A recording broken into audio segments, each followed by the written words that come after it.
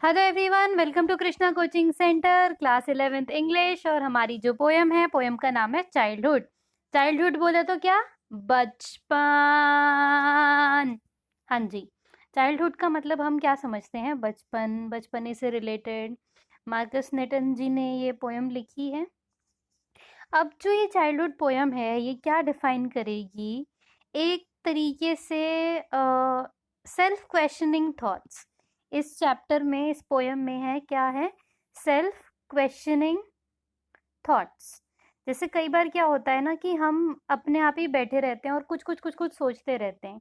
मतलब कुछ हुआ भी नहीं है, फिर भी वी आर जस्ट थिंकिंग कि ओ, अगर ऐसा होता तो ऐसा होता, ऐसा होता तो ऐसा होता। तो अब यहाँ पे जो पोएट हैं वो क्या सोच रहे हैं कि उनका बचपन कहाँ चला गया। अब बचपन जो होता है, ऑब्वियस सी बात है, ये ऐसा टाइम है जो कभी ना कभी चला ही जाता है, कभी ना कभी खर्च ही हो जाता है। So the poet is thinking, वो क्या सोच रहे हैं कि where did my childhood go, मेरा बचपन कहाँ चला गया। अब बचपन क्या होती है? हमारी एक एज होती है, एक उम्र होती है कि मान लो जैसे हम पहले 1 से 5 साल तक या 0 से 5 साल तक इन्फेंट्स होते हैं। उसके बाद हम फिर 5 से 12 साल तक छोटे बच्चे होते हैं, बेबीज होते हैं। फिर हम 13 से 19 तक टीनेजर होते हैं।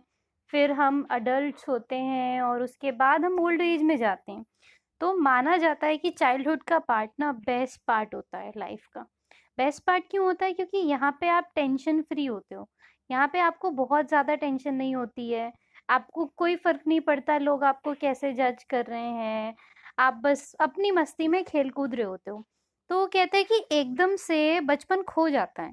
तो where did my childhood go, मेरा बचपन कहाँ गया? Was it the day I ceased to be 11?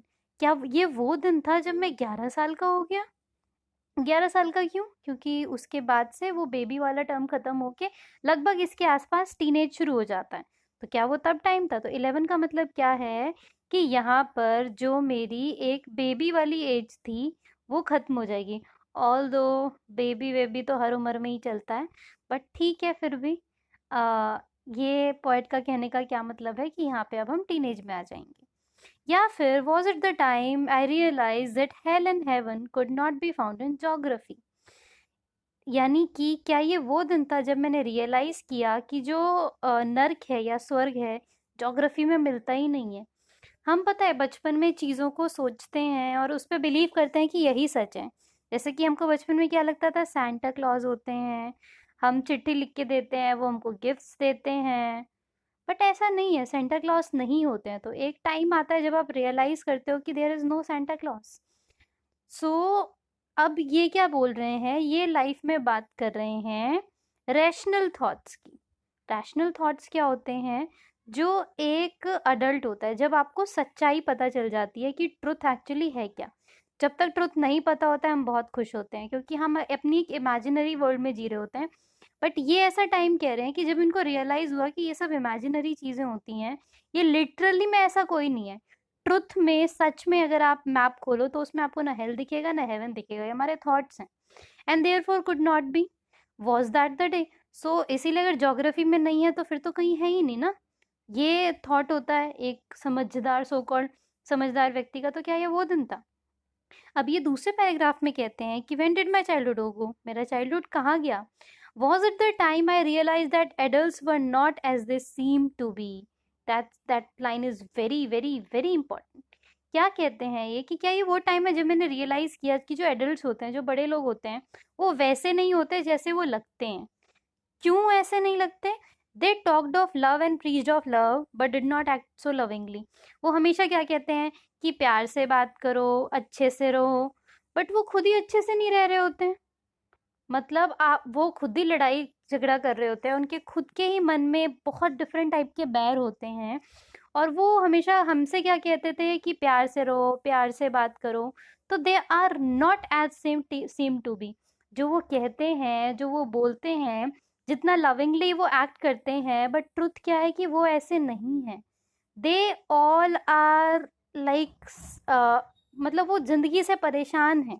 और ये चीज़ हमको तब रियलाइज होती है जब हम एडल्ट हो जाते हैं। तो जब हम बड़े हो जाते हैं, जब हमारा चाइल्डहुड चला जाता है, क्या वो दिन था जब मुझे पता चला कि अडल्ट्स वैसे नहीं होते, सेम नहीं होते, जब मैं इंसान को पहचानना सीख गया। ये टर्म आप यूज कर सकते हो, when I know what the true humans are. क्या ये वो दिन था? या फिर was it the day when I found my mind was really mind? बेटा स्टार लगा लो इस पॉइंट पे।